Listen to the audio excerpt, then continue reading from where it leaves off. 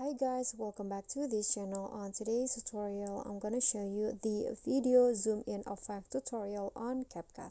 So you can make this video zoom in as an intro to your edits.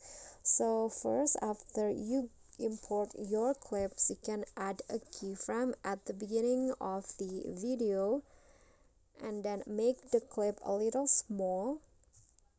So just go like this and then move forward, then add another keyframe and make the clip to its original size. So make it like this, make it go back like this, and then after that move forward a bit and then add another keyframe and make the clip smaller like this, and then add on the last keyframe in here and then make the clip full screen like this. Okay, and then between the second and the third keyframe, so in here go to grabs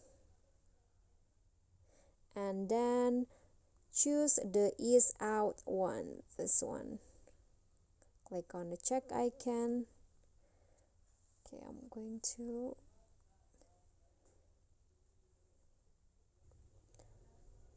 and next between the third and fourth, so in here add the ease in 3 grabs, this one. Click on the check icon, and now here is the zoom in video effect.